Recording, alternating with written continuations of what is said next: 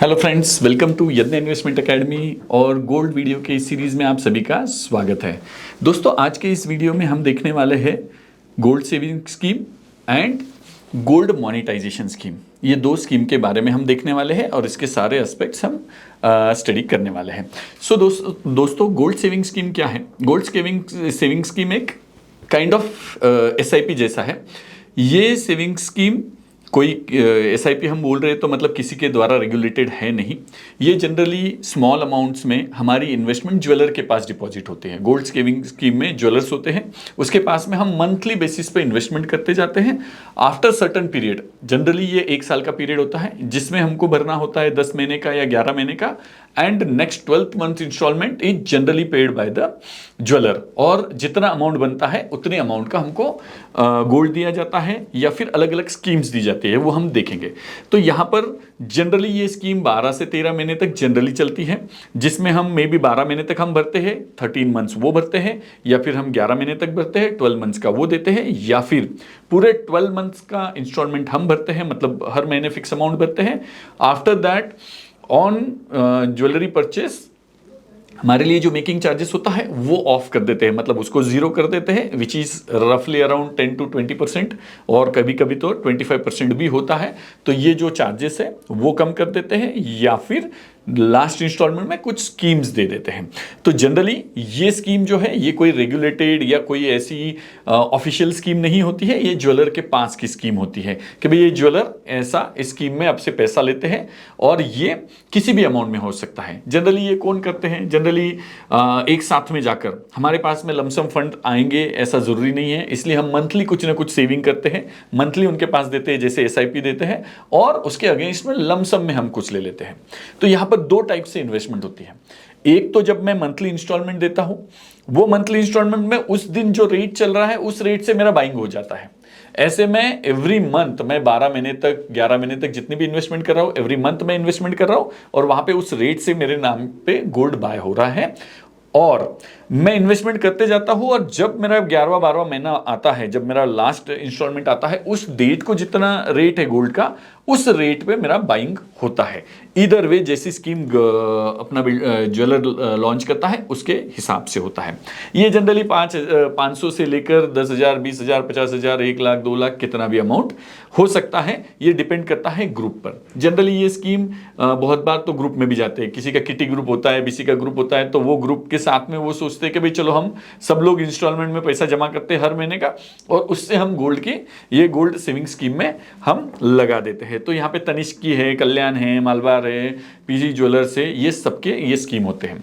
Generally ज़्यादातर जो देखने में आया है कि भाई इसमें ये गोल्ड बिस्किट या कॉइन फॉर्म में नहीं देते हैं। ये जनरली इंसिस्ट करते हैं ज्वेलरी बाइंग के लिए, सो दैट उनकी ज्वेलरी भी बिक जाए, और प्लस उनके पास में मेकिंग चार्जेस का भी इनकम हो जाए अगर वो इंस्टॉलमेंट दे रहे तो। नहीं तो मेकिंग चार्जेस के फ्री करके उनको उनके गोल्ड के रेट में ज़्यादा नुकसान नहीं हो। तो ये जनरली हाउस होल्ड जो होते हैं जिनके पास में स्मॉल अमाउंट की सेविंग होती है, वो लमसम में जाके मतलब छोटा छोटा अमाउंट गैदर करके इसको लेते हैं।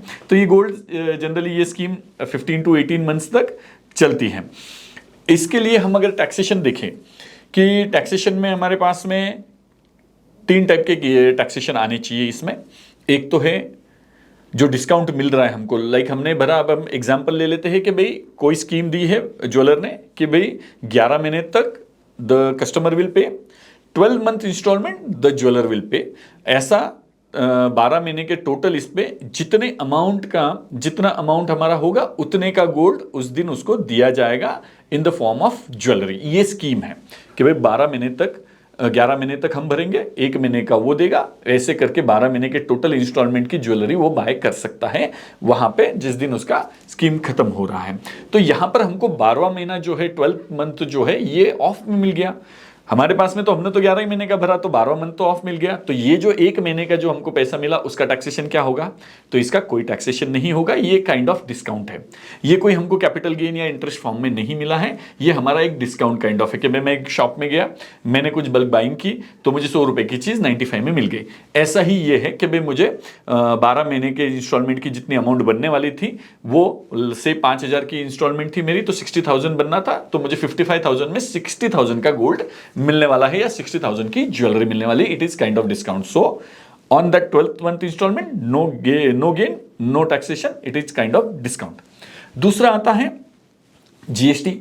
तो जीएसटी लगना है क्योंकि मैं फिजिकल गोल्ड बाय कर रहा हूं. Just the change in the scheme is कि भैया मैं इंस्टॉलमेंट में कर रहा हूं.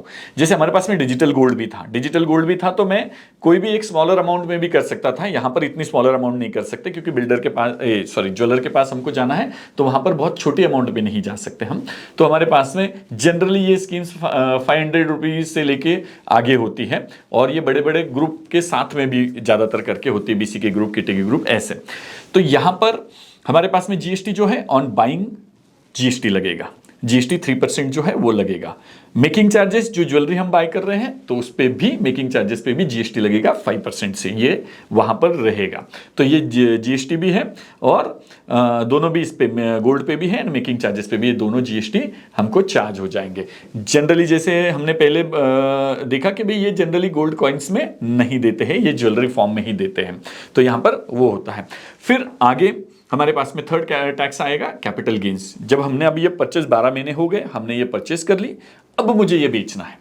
जब मुझे ये बेचना है तो टैक्स ट्रीटमेंट जैसे गोल्ड की होती है, फिजिकल गोल्ड की, जो सब में पहले वीडियो में हमने देखा, वैसी ही इसकी भी होंगी क्योंकि ये फिजिकल गोल्ड है. बस बाइंग का तरीका बदल गया, हमारा बाइंग का फॉर्म बदल गया. तो हमने छोटा छोटा अमाउंट करके लिया और एक साथ में गोल्ड बाय कर लिया और बाद में हम उसको बेचने वाले हैं. तो इस तरह से हमारे पास में ये फिजिकल गोल्ड है, इस पे जीएसटी बराबर से फिजिकल गोल्ड के जैसा लगा और टैक्सेशन भी वैसे ही होगा. शॉर्ट टर्म 2 साल के नीचे के अगर होल्डिंग पीरियड है तो शॉर्ट टर्म, 2 साल के ऊपर का होल्डिंग पीरियड है तो long term 12.5%, short term regular slab rates. ये हमने पहले भी टैक्सेशन देखा हुआ है. लॉन्ग टर्म के अगेंस्ट में टैक्स बचाने के लिए कोई बेनिफिट है? हाँ है. लॉन्ग टर्म के अगेंस्ट में 54F में हमारी जो इन्वेस्टमेंट है, पूरी जो सेल कंसिडरेशन है वो पूरी इन्वेस्टमेंट होगी तो प्रोपोर्शनेट कैपिटल गेन एग्जम्प्ट हो जाएगा. बाय और सेल रेट के बीच में जो डिफरेंस आना है वो गेन है मेरा. अभी इंडेक्सेशन बेनिफिट रहा नहीं है, इसलिए 12.5% टोटल डिफरेंस पे मैंने 60,000 की चीज ली थी, मैंने 1 लाख में बेच दी, 40,000 के टोटल डिफरेंस पे मेरा टैक्सेशन आ जाएगा, मेरे को कैपिटल गेन आ जाएगा. पर मुझे अगर ये कैपिटल गेन बचाना है तो मुझे पूरा 1 लाख इन्वेस्ट करना पड़ेगा. मैंने 60,000 की परचेस की, 40,000 गेन हो गया, उस पर 12.5% से जो टैक्स आना था वो बचाने के लिए पूरा 1 लाख इन्वेस्ट करना है. जब हम 54 देखते हैं, सेक्शन 54, ये 54F में एग्जम्पशन है. जो रेसिडेंशियल रियल एस्टेट बेच के दूसरी रेसिडेंशियल रियल एस्टेट जब मैं बाय करता हूं तो मुझे सिर्फ गेन अमाउंट इन्वेस्ट करना होता है. यहां पर क्योंकि मैं other than residential real estate बेच रहा हूं, मतलब गोल्ड बेच रहा हूं, तो मुझे टोटल सेल कंसिडरेशन इन्वेस्ट करना है to save that capital gain taxation. तो मुझे टोटल सेल कंसिडरेशन 1 लाख पूरा इन्वेस्ट करना पड़ेगा. अब यहां पे एक ट्विस्ट हो सकता है कि भाई मान लो कि भाई जो दूसरी स्कीम इसमें होती है गोल्ड सेविंग स्कीम में, कि भाई मैंने हर महीने जब इंस्टॉलमेंट दिया तभी मेरा बाइंग हो गया गोल्ड का. इस महीने 5,000 दिया, 5,000 का गोल्ड बाय हो गया आज के रेट से. अगले महीने दिया, अगले महीने के रेट से हो गया. अगले महीने दिया, अगले महीने के रेट से हो गया. तो यहां पे बाइंग जो है वो 12 महीने में हो गई. तो 12 महीने की जो बाइंग हो रही है तो यहां पे होल्डिंग पीरियड जो है पहले इंस्टॉलमेंट के गोल्ड का पहले दिन से काउंट होगा, मतलब ये पहले मंथ से काउंट होगा.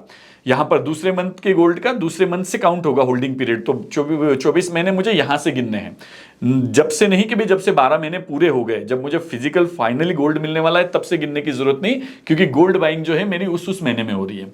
दूसरी स्कीम जो हम पहले देख रहे थे उसमें सिर्फ पैसा डिपॉजिट हो रहा है, पर गोल्ड बाइंग हो रही है 12th मंथ में, जब वो उनका फ्री इंस्टॉलमेंट देने वाले हैं. तो दोनों में फर्क पड़ेगा होल्डिंग पीरियड कैलकुलेशन का, ये हमको ध्यान रखना है. यहाँ पे इसके प्रोज एंड कॉन्स क्या हैं? तो यहाँ पर जनरली ये एक इन्वेस्टमेंट की डिसीजन लगाने के लिए तो अच्छी चीज़ है, क्योंकि मेरे पास में छोटी छोटी अमाउंट है, मैं इन्वेस्ट करते चलूंगा. एक साथ में गोल्ड बाय करना मतलब बड़ी अमाउंट चाहिए, तो ये मुझे छोटी अमाउंट में इन्वेस्ट करते रहने के लिए ये मेरे लिए एक स्कीम, मतलब एक मेरे लिए डिसिप्लिन लाने के लिए ये अच्छी चीज़ है. फिर ये मुझे डिस्काउंट मिल जाता है, मुझे इसमें थोड़ा बहुत बेनिफिट होता है. मेरी तो एक तो डिसिप्लिन भी लग रही है और थोड़ा बहुत डिस्काउंट, मतलब मुझे कुछ बेनिफिट भी हो रहा है डिस्काउंट के फॉर्म में. वो ज़्यादा नहीं होता है, नॉर्मली इंटरेस्ट रेट के जैसा होता है, 6 to 8% से ज़्यादा वो जाता नहीं है. ये जनरली हाउसवाइफ्स के लिए अच्छा होता है कि भाई उनके छोटे छोटे पैसे जो उनके सेविंग के होते हैं वो वहाँ पे इन्वेस्ट करते हैं. किसी के पास में 1 साल के बाद का कोई प्लान है कि भाई मुझे 1 साल के बाद किसी चीज़ के लिए गोल्ड लेना है, मान लो कोई ओकेजन होगा, शादी शादी होगी, किसी के मतलब किसी के एनिवर्सरी पे कुछ देना होगा, किसी को कोई भी ओकेजन पे कुछ देना है, तो वो आज से ही छोटा छोटा इंस्टॉलमेंट में इन्वेस्ट कर सकता है और उस समय में जाके बाय कर सकता है। तो ये भी उनके लिए भी वो बेनिफिट होता है। और यहाँ पर हमको जब तक हम इन्वेस्ट कर रहे हैं तब तक कोई हैंडलिंग चार्ज नहीं लग रहा है हमको। हमारे पास में तो है ही नहीं, हमारे पास में गोल्ड है नहीं, तो मुझे संभालने की जिम्मेदारी नहीं है, मुझे लॉकर लेना नहीं, कुछ नहीं, तो मेरे पास में वो संभालने का झमेला भी नहीं है, वो उसके पास ही पड़ा है। तो इसीलिए मेरे पास में संभालने का भी झमेला नहीं है और एक साथ में फंड भी नहीं जा रहे, तो इंस्टॉलमेंट में जा रहे। तो ये मेरे लिए इस चीज़ के, इस स्कीम के बेनिफिट है। अब इसके कॉन्स क्या है, मतलब नुकसान क्या है, डिसएडवांटेजेस क्या है? तो ये क्योंकि रेगुलेटेड नहीं है, ये तो जिस ज्वेलर की स्कीम चल रही है उस ज्वेलर के ऊपर भरोसे पे है।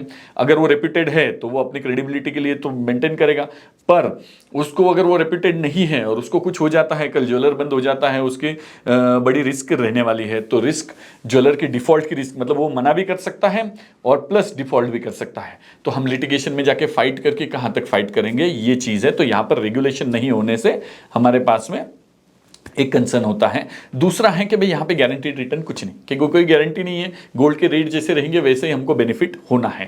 पर इससे हमको मैटर भी, फर्क भी नहीं पड़ता है, क्योंकि हम इंस्टॉलमेंट में अपना सेविंग करने का प्लान इसमें ज़्यादा देख रहे हैं, ना कि उस पर कुछ ज़्यादा अर्न करने के हिसाब से। We are earning very smaller amount only.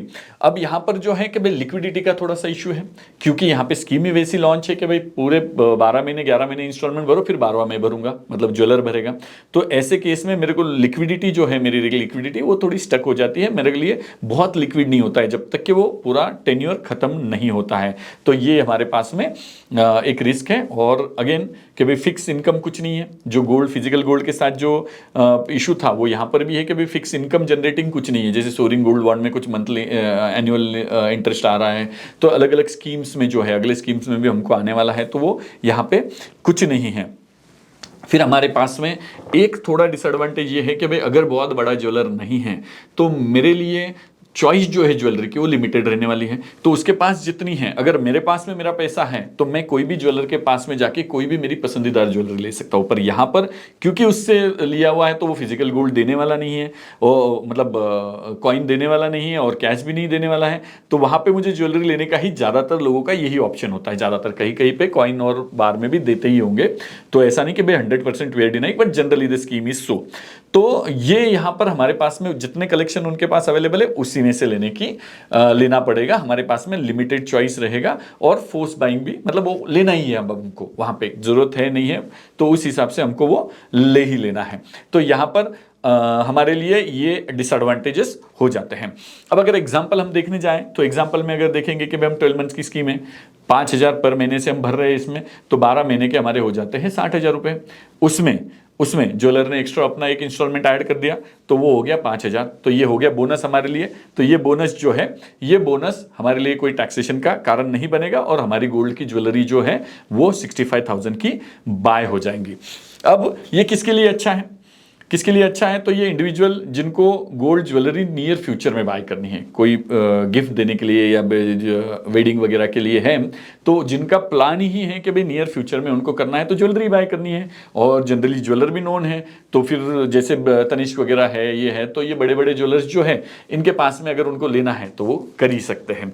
फिर रिटर्न जो है मॉडरेट रिटर्न है इसमें, तो जिनको ज़्यादा रिटर्न की एक्सपेक्टेशन नहीं है वो यहाँ पर डाल सकते हैं, क्योंकि अगेन ये सिर्फ एक इंस्टॉलमेंट में सेविंग करने की हैबिट के लिए है, तो इसलिए यहाँ पर वो रिटर्न भी देखते नहीं है ये लोग। तो इसलिए ऐसे लोगों के लिए है जो ज़्यादातर हैबिट में आना चाहते हैं सेविंग्स के और उससे गोल्ड बाय करना चाहते हैं, तो वहाँ पर रिटर्न वैसे भी एक्सपेक्टेड नहीं होता है। लिक्विडिटी अगेन हमने देखा था कि भाई जिनको लिक्विडिटी बहुत कभी भी लग सकती है उनके लिए ये काम का नहीं है, तो यहाँ पर पुअर लिक्विडिटी है। और रिस्क जो है ज्वेलर की डिफॉल्ट की रिस्क तो बड़ी रिस्क है, और दूसरी रिस्क है कि भाई कोई रेगुलेटर है नहीं उनके ऊपर, सेबी नहीं है, आरबीआई नहीं है कि भाई जो इसको रेगुलेट करे, क्योंकि ये नॉर्मल बिजनेसमैन है, तो ये बिजनेसमैन है, दुकानदार है, तो इनके ऊपर जो नॉर्मल रेगुलेशन है वही है, कोई अलग सेपरेटली क्योंकि इन्वेस्टमेंट ले रहे हो तो उनके लिए कोई रेगुलेशंस नहीं है। Tax benefit point of view से कोई टैक्स बेनिफिट नहीं है, बस डिस्काउंट जो मिल रहा है वो वैसे भी कहीं पे भी डिस्काउंट टैक्सेबल नहीं होता है, इसलिए कहीं पे भी वो लगना नहीं है, पर कैपिटल गेन टैक्सेशन लगना है और कैपिटल गेन रूटीन में लगना है, तो इसलिए वहां पर भी कोई बेनिफिट नहीं है। ये हो गया हमारा गोल्ड सेविंग स्कीम के बारे में। अब आता है हमारा नेक्स्ट ऑप्शन जो है gold monetization scheme. Gold monetization scheme ये गवर्नमेंट ने लॉन्च किया था 2015 में कि भाई इसके अंडर में गवर्नमेंट के ऊपर गवर्नमेंट का जो फॉरेक्स का जो आउटफ्लो था वो दो मेन चीज़ों पे जा रहा था, एक तो ऑयल पे जा रहा था और एक गोल्ड पे जा रहा था। तो गवर्नमेंट ने ये सोचा कि भाई हमारे पास में जो गोल्ड आउटफ्लो हो रहा है या फॉरेक्स आउटफ्लो हो रहा है उसको बचाने के लिए उन्होंने ये स्कीम लॉन्च करी कि जितना भी गोल्ड हाउस होल्ड के पास है उन्होंने वो अपना गोल्ड लेना है, वो गवर्नमेंट के पास डिपॉजिट करना है, गवर्नमेंट उसको बार में कन्वर्ट करेंगे और वो ज्वेलर्स को और इनको देंगे, लीज आउट करेंगे वो सारा गोल्ड, ताकि उनको इंपोर्ट करने की जरूरत ना पड़े। वो आरबीआई के पास से या गवर्नमेंट के पास से उसको लेंगे, वो लीज पे लेंगे और लीज पे लेंगे या जो भी ऑप्शन में गवर्नमेंट ने उनको दिया है वो ऑप्शन में वो लेंगे और वो उससे उनका इंपोर्ट रुक जाएगा, जो ज्वेलर का इंपोर्ट है वो रुक जाएगा। और जब हम मांगेंगे वापस, जो डिपॉजिटर है वो जब मांगेंगे तब गवर्नमेंट अपना बाय करेगा, दे देगा, अभी का आउटफ्लो तो बच जाएगा, फॉरेक्स का आउटफ्लो बच जाएगा अभी का। तो ये सोचकर उन्होंने ये स्कीम लॉन्च करी थी, गोल्ड मोनेटाइजेशन स्कीम 2015 में, पर ये बहुत ज्यादा सक्सेसफुली रन नहीं हुई। इसमें 3 स्कीम लॉन्च करी थी, medium, long term, medium term और शॉर्ट टर्म। तो इसमें से जो लॉन्ग टर्म और मीडियम टर्म थे दोनों स्कीम, डिपॉजिट स्कीम्स, ये दोनों तो सेंट्रल गवर्नमेंट के रन थे, गवर्नमेंट ऑफ इंडिया के रन थे। और जो थर्ड वाली थी शॉर्ट टर्म जो थी वो उन्होंने बैंकों को दे रखी थी कि भाई बैंक आप रन करो। तो पहली जो शॉर्ट टर्म जो है वो 1 से 3 साल के डिपॉजिट के लिए थी, मीडियम टर्म जो थी वो 5 to 7 ईयर्स के लिए थी और लॉन्ग टर्म जो थी वो 12 to 15 ईयर्स के लिए थी। मतलब इतने टाइम के लिए being an individual gold holder मैं उसको डिपॉजिट कर दूं गवर्नमेंट के पास, उसके ऊपर गवर्नमेंट क्या करेगा, वो गोल्ड उनके पास में ले लिया, उनको जो करना था, उनको जो इंपोर्ट रोकना था वो तो वो करेंगे, पर मुझे बीइंग इंडिविजुअल मुझे क्या मिलने वाला है, I am getting certain interest, मुझे इंटरेस्ट मिल रहा है और उस गोल्ड की जो अप्रिसिएशन प्राइस है वगैरह वो तो चलती रहेगी, मेरे पास में घर में पड़ के भी वही होना था जो कि वे उनके पास में पड़ के रह रही, उसके ऊपर मुझे कुछ अमाउंट मिलने वाला है which was ranging from 0.5% per annum to 2.5% per annum. जैसे सोरिन गोल्ड बॉन्ड के लिए 2.5% है, तो वैसे ही इनमें भी था। तो वो डिपेंड करता था किस टर्म के लिए आपने इन्वेस्ट किया हुआ है। जनरली शॉर्ट टर्म के लिए 0.5 to 0.75 तक ही था एनुअली, जो मीडियम टर्म था उसके लिए जनरली 2.25 तक था और जो लॉन्ग टर्म थे जो 12 to 15 ईयर्स के लिए थे उस पर 2.5 पर एनम का था। अब ये सारा जो कैसे वर्क करता था, तो ये जनरली गवर्नमेंट वो कलेक्ट करता था। अब ये कौन से फॉर्म में लिया जाता था, ये तो गोल्ड बार, कॉइन और ज्वेलरी फॉर्म में भी लिया जाता था, पर ज्वेलरी जो थी वो मेल्ट की जाती थी। ज्वेलरी फॉर्म में लिया हुआ गोल्ड ज्वेलरी फॉर्म में वापस नहीं मिलता था, रॉ फॉर्म में ही मिलेगा, बिस्किट कॉइन और रॉ फॉर्म में ही मिलेगा, वो वापस ज्वेलरी फॉर्म में नहीं मिलने वाला था। तो जिनके जिनके पास थी उन्होंने वो डिपॉजिट करना था, गवर्नमेंट उसको मेल्ट करता था। 995 मतलब 99.5 जो स्टैंडर्ड उन्होंने दे रखा था, जो कि यूनिवर्सल स्टैंडर्ड भी है गोल्ड का, उतने प्योरिटी में उसको कन्वर्ट करता था, उतने अमाउंट का गोल्ड डिपॉजिट की रिसीट मुझे मिल जाती थी। तो गोल्ड मोनेटाइजेशन स्कीम के अंडर में गोल्ड डिपॉजिट की मुझे रिसीट मिल जाती थी कि भाई इतना गोल्ड हमारे पास में जमा है, उसके ऊपर ये इंटरेस्ट रेट है, ये डेट है, ये सारी चीजें उसमें टर्म्स एंड कंडीशन के साथ दी जाती थी। गवर्नमेंट ऑफ इंडिया गवर्नमेंट की तरफ से मीडियम और लॉन्ग टर्म के लिए था और बैंक की तरफ से शॉर्ट टर्म के लिए था। गवर्नमेंट ने अब सारी गोल्ड, अपने सोरिन गोल्ड बॉन्ड भी बोलो या जितने भी गवर्नमेंट ने गोल्ड की स्कीम लॉन्च करी थी सारे में फेल हो गए क्योंकि रेट ही इस तरह से बढ़ गए। तो ये भी स्कीम जो है मीडियम और लॉन्ग टर्म की जो स्कीम है ये भी गवर्नमेंट ने मार्च 2025 में बंद कर दी। अब ये भी स्कीम चल नहीं रही है मतलब गवर्नमेंट ने डिसकंटिन्यू कर दी, क्योंकि लोग अब आएंगे तो उनके पास में डिपॉजिट के ऊपर देने के लिए पैसा नहीं है और प्लस मार्केट रेट से उनको गोल्ड भी देना है।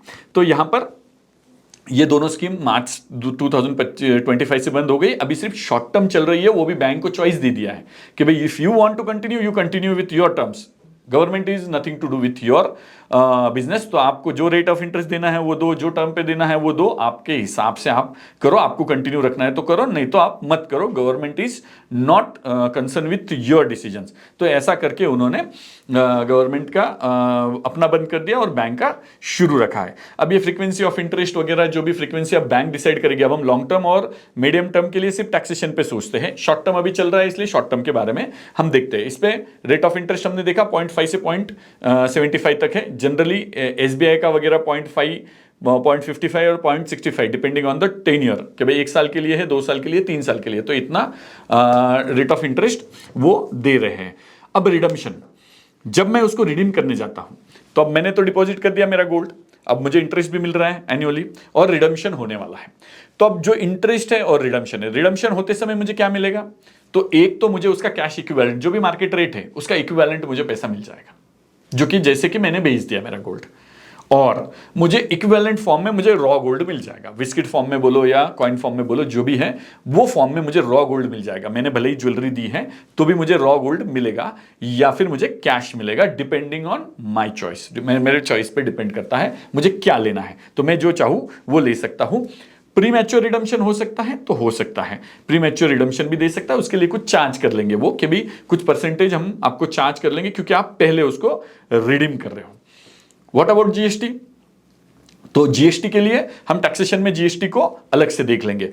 अब आता है हमारा कि भाई ये स्कीम जो है ये बहुत से लोगों को पता भी नहीं है, ये स्कीम है, ये ज्यादातर सक्सेसफुल भी नहीं हुई, लोगों को पता भी नहीं था ये ज्यादातर। अगर हमारे पास में गूगल से हमने एक नंबर लिया है कि भाई वो नंबर पे हमको ये दिख रहा है कि भाई यहां पर नवंबर 2024 तक 10 साल लगभग कंप्लीट हुए थे इसको, नवंबर 2024 को, तब तक सिर्फ गवर्नमेंट के पास 31,000 किलो का गोल्ड आया है, 31,000 किलो गोल्ड, जिसमें शॉर्ट टर्म में 7,500 आया है, मीडियम टर्म में 9,700 आया है और लॉन्ग टर्म में 13,000 किलो गोल्ड आया है।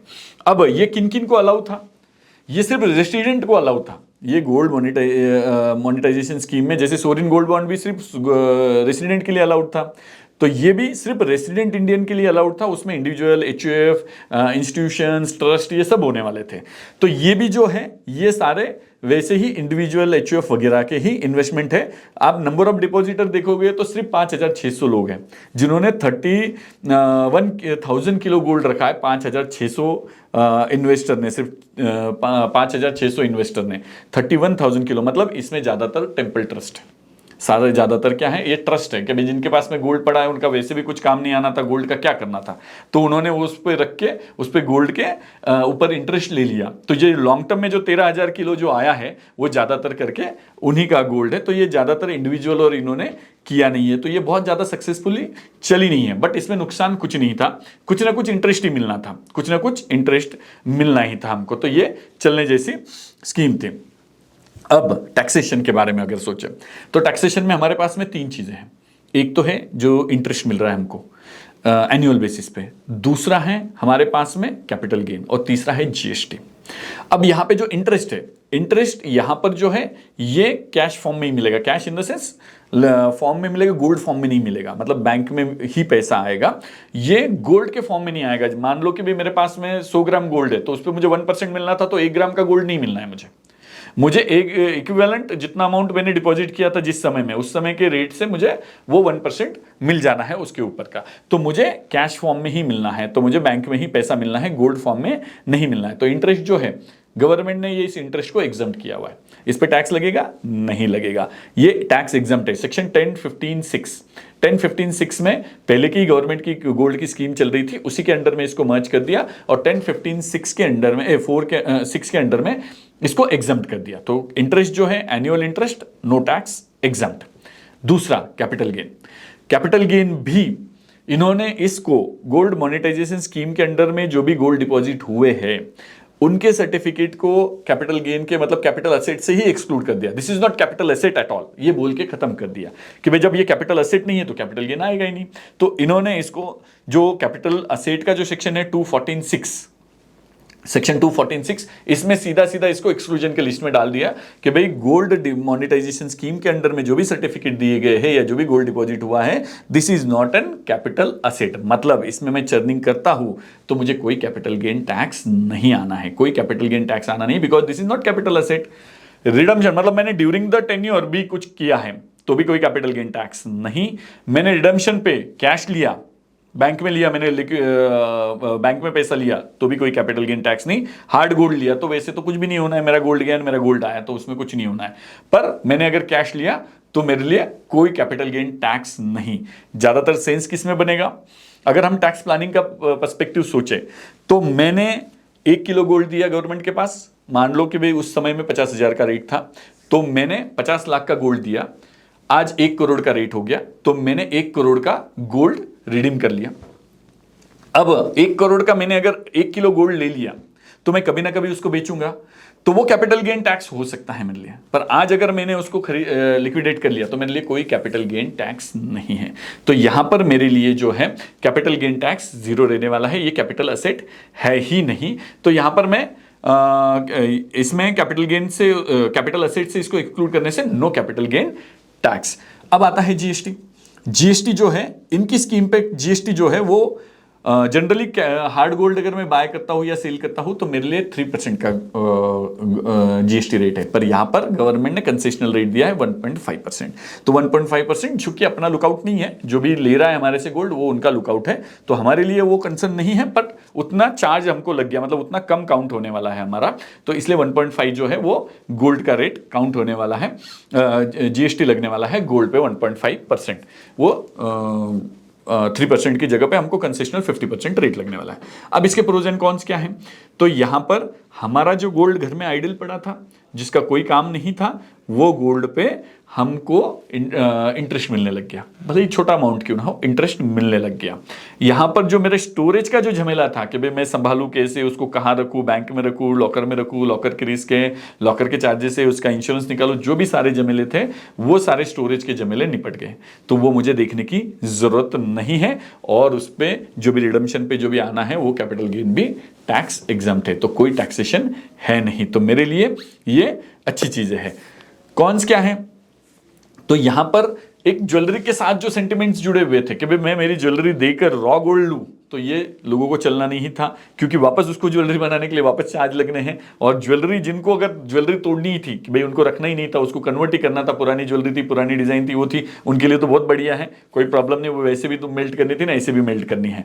तो पर यहां पर मैंने मेरी अगर ज्वेलरी है अच्छे फॉर्म में और मुझे वो रखने जैसी है, तो मुझे वापस ज्वेलरी फॉर्म में मिलना नहीं है, तो ये हमारी स्कीम में चलना नहीं है। और सेम जो है, हम सेम जो गोल्ड दे रहे हैं वो सेम आना नहीं है, क्योंकि वो मेल्ट करके उसको बार के फॉर्म में बनाकर वो ज्वेलर्स को देने वाले हैं, तो इसलिए ये हमारे उसके लिमिटेशन है। अगर हम एग्जांपल देखें अब इसका, तो एग्जांपल में हमने 500 ग्राम का गोल्ड उसमें डिपॉजिट कर दिया। 500 ग्राम का मतलब आधा किलो का गोल्ड दे दिया, हमारा 6000 के रेट से था पर ग्राम का, तो हमारा 30 लाख का गोल्ड हमने डिपॉजिट कर दिया। यहाँ पर 30 लाख का गोल्ड डिपॉजिट किया, 3 साल का पीरियड के लिए, शॉर्ट टर्म के लिए किया, क्योंकि अब मीडियम टर्म और लॉन्ग टर्म तो ऐसे भी डिसकंटिन्यूड है। उसमें जिन्होंने इन्वेस्ट कर दी रखी है उनके लिए तो वो चल रहा है, उनके लिए कोई प्रॉब्लम नहीं, सारे रूल्स एंड रेगुलेशन चलने वाले। पर नए स्कीम के लिए, नए डिपॉजिट के लिए, ये हम नए डिपॉजिट का एडवांस डिपॉजिट का एग्जांपल देख रहे हैं, क्योंकि सिर्फ शॉर्ट टर्म डिपॉजिट स्कीम चल रही है जो सिर्फ बैंक रन करती है, गवर्नमेंट का कुछ लेना देना नहीं है। तो शॉर्ट टर्म में सिर्फ 1 से 3 साल तक का ही लिया जा सकता है। तो 1 से 3 साल के लिए अभी का जो एसबीआई का जो रेट है, एसबीआई का रेट 0.5 to 0.6 ऐसा परसेंटेज है पर एनम का, डिपेंडिंग ऑन द टेन्योर। तो 3 साल के लिए उनका 0.6 का रेट है, तो 0.6% पर एनम के हिसाब से वो देते हैं। तो मेरे 30 लाख पे जो है मुझे 54,000 3 साल में इंटरेस्ट मिलना है, 1 साल में 18,000 का इंटरेस्ट मिलना है, एक वो होना है। अब 3 साल के बाद मेरी मैच्योरिटी हुई, तो 3 साल के बाद मेरी मैच्योरिटी होने के बाद मुझे जो भी मिलना है पैसा, 3 साल के बाद जो भी रेट रहेगा, अभी 6,000 था तो 10,000 मान लो, तो मुझे जितना भी रेट मिलना है, जितना भी पैसा मिलना है उसके अगेंस्ट में, मान लो मुझे 50 लाख रुपए मिलने हैं, तो जो भी गेन है वो क्या है? एग्जम्प्ट, नो टैक्सेशन, कोई प्रॉब्लम नहीं है। 20 लाख का मुझे गेन हो गया, उस पर कोई टैक्स नहीं है आने वाला है। प्लस जो इंटरेस्ट मिला मुझे 54,000, उस पर भी कोई टैक्स है तो कोई टैक्स नहीं, उस पर भी मुझे कोई टैक्स नहीं है, वो भी मेरे हाथ में एग्जम्प्ट ही है। अब ये सब मैनेज करने के लिए कुछ चार्जेस तो गवर्नमेंट के रहने हैं मिनिमम, क्योंकि ये सब मेल्टिंग करना है, ये सब करना है, तो उसके लिए उनके कुछ चार्जेस रहने हैं जो हमने यहाँ पर अकाउंट फॉर नहीं किए। तो मतलब यहाँ पर no tax on interest, no tax on gold redemption. अब समझते हैं कि भाई ये किसके लिए बेटर है, किसके लिए बेटर चॉइस है ये, कि भाई ये इंस्टीट्यूशन से या टेम्पल ट्रस्ट से जिनके पास में आइडल गोल्ड पड़ा है, जैसे बालाजी मंदिर वगैरह है, या बहुत सारे मंदिर संस्थान हैं जिनके पास में बहुत सारे गोल्ड डोनेट होते हैं, तो ये जो है उनके पास में पड़े ही है, तो ये गोल्ड को वो डिपॉजिट कर दे तो उनको उसके ऊपर कुछ मिल जाता है। नहीं तो वो वैसे के वैसा पड़ा रहना है गोल्ड, वो उसको कन्वर्ट भी करके बाहर में भी रखेंगे तो वो बेचने में भी कोई सेंस नहीं, उनको बेच के भी कुछ करना नहीं नहीं है। तो गोल्ड को वो एज एन असेट क्लास उसको मेंटेन कर ही रहे हैं, तो वो गवर्नमेंट के पास पड़ा रहे और गवर्नमेंट उसके ऊपर उनको इंटरेस्ट देता रहे, तो जनरली उनके लिए है। दूसरा, ऐसे इन्वेस्टर भी होते हैं जिनको उनके पोर्टफोलियो में असेट अलोकेशन में फिजिकल गोल्ड का अलोकेशन लेना है, तो वो बार फॉर्म में ही लेने वाले हैं। तो मान लो किसी को 2 किलो गोल्ड का अलोकेशन लेना है या 10 किलो गोल्ड का अलोकेशन लेना है, तो वो अपने बार फॉर्म में उसको बाय करेगा, गवर्नमेंट के पास डिपॉजिट कर देगा, उसको संभालने का झमेला नहीं, उसको लॉकर मेंटेनेंस नहीं, इंश्योरेंस नहीं, कुछ नहीं, ऊपर से गवर्नमेंट उसको इंटरेस्ट भी दे देगा। तो इस तरह से ये ऐसे लोगों के लिए वो सुटेबल रहेगा। यहां पर ज्यादा रिटर्न की एक्सपेक्टेशन नहीं है, गोल्ड अप्रिशिएट होते जा रहा है, उसी में उनका मेजर रिटर्न है। और ये हेजिंग और ये सारे जो गोल्ड के रिलेटेड जो इन्फ्लेशन बीट करना है, हेजिंग करना है, ये सारे गोल्ड के रिलेटेड सारे उनको ऑब्जेक्टिव अचीव करने हैं, उनके लिए ये बेस्ट है। यहां पर लिक्विडिटी जो है, यहां पर लिक्विडिटी लो है क्योंकि फिक्स टेन्योर के लिए दे रहे हैं हम। हो सकता है कोई सर्टिफिकेट के ऊपर ये ट्रांसफरेबल हो सकता है, बट बाकी इसमें प्री मैच्योर विड्रॉल थोड़ा सा कंसर्निंग पॉइंट है। बट यहां पर कंसर्निंग मतलब ऐसा है कि भाई प्री मैच्योर विड्रॉल अगर हम करते हैं तो यहां पे चार्जेस लगने वाले हैं, तो चार्जेस लगने हैं और वो बैंक के कंडीशन पे भी है, क्योंकि अभी स्मॉल टर्म ही डिपॉजिट अलाउड है, तो वो बैंक टू बैंक डिफर करेगा कि भाई वो प्री मैच्योर कैसे अलाउ करेंगे, कितने चार्जेस के साथ अलाउ करेंगे, किस फॉर्म में अलाउ करेंगे, वो भी है। जब गवर्नमेंट के मीडियम और लॉन्ग टर्म की जो स्कीम्स थे, उन्होंने प्री मैच्योर को तो कैश ओनली बोला था कि भाई हम कैश में रिडीम करेंगे, हम फिजिकल गोल्ड में देंगे नहीं, क्योंकि उन्होंने तो ऑलरेडी वो लीज आउट कर दिया है गोल्ड, तो वो कैश फॉर्म में देने वाले थे। बट बैंक को उनकी चॉइस दे रखी कि भाई आप जिस फॉर्म में चाहो उस फॉर्म में कर सकते हो, because government is not looking into the small deposit scheme. यहां पर रिस्क जो है कुछ भी नहीं, एकदम मिनिमम रिस्क है, क्योंकि गवर्नमेंट के बैकिंग है, गवर्नमेंट ने वो स्कीम लॉन्च करी है, तो गवर्नमेंट के सिक्योरिटी के साथ में है, जहां पर भी स्टोर हो रहा है वो भी सेफ जगह पे है। तो ये सारी जो चीजें हैं ये गवर्नमेंट के कंट्रोल में है। गोल्ड भी जो होता है, ये गवर्नमेंट गोल्ड जो ज्वेलर के पास जाना है या जिनके पास भी जाना है, ये थ्रू गवर्नमेंट ही जा रहा है, आरबीआई के थ्रू, गवर्नमेंट के थ्रू जा रहा है, तो इसलिए वो सेफ है। तो उसके लिए इसमें रिस्क बहुत लो है और टैक्स बेनिफिट तो है ही है, इंटरेस्ट भी एग्जम्प्ट है और कैपिटल गेन भी एग्जम्प्ट है। तो ऐसे इसमें अच्छी स्कीम थी, बट बहुत ज्यादा चली नहीं, क्योंकि लोगों को भी अपने घर का गोल्ड जो ज्यादा ज्वेलरी फॉर्म में था वो कन्वर्ट नहीं करना था, और डर के मारे भी नहीं किया लोगों ने कि भाई ये गवर्नमेंट को पता चल जाएगा मेरे पास कितना गोल्ड है। तो इस तरह से बहुत ये स्कीम अच्छे से बहुत पॉपुलर नहीं हुई। स्कीम तो अच्छी थी पर पॉपुलर नहीं हुई।